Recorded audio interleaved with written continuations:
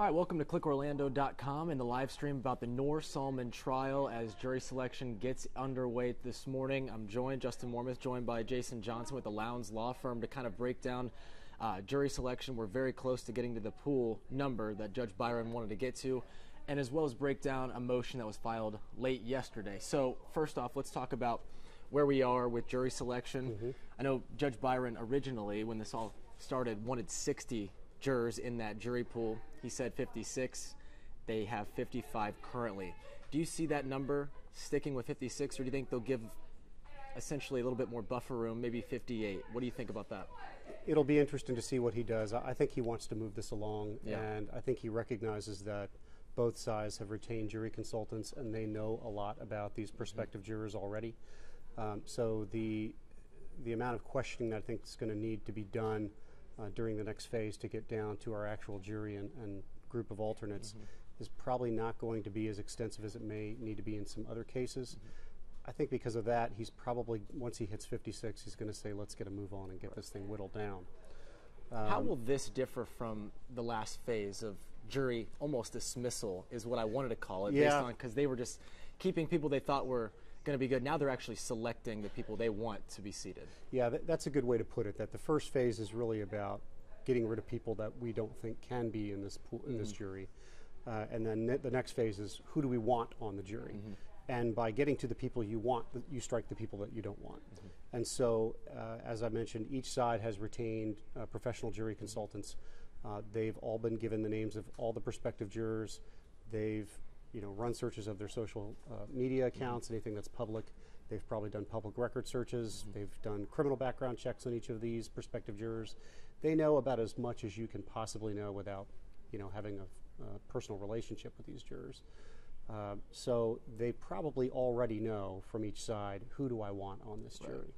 And each side gets a certain number? A certain number of peremptory challenges. Right, so okay. There are two different types of challenges. One is a peremptory challenge, and one is a challenge for cause. There's no limit on the number of challenges for cause, and that is if you can tell the court, here's a reason that I don't think this juror can be unbiased, that would be a challenge for cause, and the judge will either uphold that challenge or dismiss that challenge, and the juror will either stay or go as a result of that challenge. A peremptory challenge is totally different. You don't have to give a reason. You can just say, the government doesn't like this witness, we'd like them struck from the panel. There are a few limitations to that. You can't do it for racial reasons, for gender reasons, or for sexual orientation reasons. But aside from that, you can strike any juror for any reason whatsoever. Because they know so much already going into this, did they essentially have the 12 plus 6 circled on a piece of paper come this morning? I think they're pretty close to that. Yeah. They've probably got it whittled down to here's who we'd really like, and there may be a question about one or two, but they absolutely have their list, and they're going to have a number of extras because the people they may want are probably people who will be struck by the other side. Exactly. And so the government has fewer peremptory challenges than the defense does. And there are definitely certain people that the defense is not going to want to have on this ultimate jury. There were tweets and reports coming out Friday that there have been lots of women who have been put into the potential pool for the ultimate jury that have had some experience with domestic abuse. I think clearly those are people that the government is not going to want to have on this jury because Ms. Salman is raising abuse at the hands of Mr. Mateen as grounds for, hey, her statements are unreliable, they can't really be relied upon. So if we can get to that number and they can whittle it down to the 12 plus 6 and they have a jury seated, they're hoping to have testimony start Wednesday morning. We'll see if that happens today. We'll be following it. Also, though, as jury selection gets underway, yesterday we had a motion that was dropped by the government, and just break that down for us. It sounded like it was something that maybe wasn't brand new as far as details, but it kind of cleared some things up. That's right. And going back to the other issue about whether we're going to start on Wednesday, I think the judge clearly wants to give everybody sort of a day off, a breathing room to prepare their final arguments for their opening statements. But we may not actually get to testimony, the first witness being called on Wednesday. The judge has told each side that I'm not going to limit how much time you take for your opening statements, which is a little bit, not odd, but it's not the norm, I think, most of the time. The judges put limitations on how much time each side can spend in their opening statements. And he's also, made a comment that, in his experience, too many lawyers don't take enough time. How important, though, is opening statements for both of these sides? Is this imperative for them to kind of get the point across initially, or do you think that maybe some of the witnesses that will be called will kind of warrant a little bit more attention? I think it's more important for the government than it is for Ms. Salman. Remember that Ms. Salman starts with a clean slate. She has her constitutionally granted right of being presumed innocent. And so it's really the government's burden, by beyond a reasonable doubt, to prove that she committed these crimes. So the government's job during the opening statement is to lay out for the jury, here's what we're going to show you, and here's why that proves that she committed these offenses. The defense doesn't have to do anything. They don't have to make an opening statement really at all. But what they will probably do is try to highlight some of the evidence that they believe undercuts the government's strongest arguments. Their goal is to raise reasonable doubt in one juror's mind. Right. So this is not, there are some great programs on network television regarding lawyers, but a lot of what you see on these shows are, 30-second opening statement in a criminal trial. That's not reality. So I think you're going to see an extensive amount of time taken by each side to make their opening statements. We'll probably get to the first witness on Wednesday, but it'll be interesting to see. As to the motion that was filed, it was another motion in limine filed by the government this time, not by Ms. Salman. But unlike the motion that was filed last Wednesday by Ms. Salman's attorneys, this one was invited by the court in its previous order on her, Ms. Salman's, omnibus motion in limine, where she tried to exclude a bunch of evidence and get a bunch of evidence deemed admissible. And at the end of that process, the government or the judge invited the government to move to seek a couple of these 911 transcripts admitted into evidence. And so the government's done that. They're seeking to have some transcripts admitted, both from victims' calls, and these are victims who were in the bathroom where he was holding hostages. And it's emotional to read these, and I think that is why Ms. Salman would prefer to not have them heard. The government wants them heard, and they set forth, I think, some fairly valid reasons for having them heard. The government wanted to address two specific issues, or the judge wanted the government to address two specific issues with respect to these. One is the relevance of the transcripts, and then the second was hearsay. Hearsay is a legal topic that a lot of people have heard many, many times on television shows probably. But the underlying rationale there is that statements that people make outside of court are inherently unreliable. And so they're generally inadmissible if they're being offered for their truth. And so there are certain exceptions that are laid out in the law, and the government lays out a number of different exceptions for these out-of-court statements. What was some of the hearsay that they addressed in this motion? So you heard, or you don't hear anything, they're just written transcripts, but one of them apparently was a 90-minute audio recording taken by one of the victims during the period of time they were trapped in the bathroom with Mr. Mateen. And it's just disturbing to read comments that he's making to them. He talks to one of the victims. He says, "I don't have anything against you. You're black. You probably have Muslims in your family." And he keeps saying over and over to these people, "This isn't personal." Meanwhile, he shot them. He's killed a number of their friends. He clearly doesn't get the magnitude of what's happened here, in my opinion, or didn't think about it really beforehand. But it's just very disturbing to read these. The other is some 911 traffic between the police, and the government points out that Ms. Salman has raised the police response to this issue or to this incident in her papers, and intends to make it an issue at trial. So these transcripts show that the police response was appropriate, was immediate. They also show that Mateen lied about having a number of different additional attackers with him, that they were wearing suicide bomb vests. And so, I think the court is very likely to grant this motion, and we're going to have these heard. But they clearly elicit, an emotional response just by reading the words of the folks who were there. And one of the people who made the audio recording was unfortunately killed in the attack. One is alive but won't be testifying.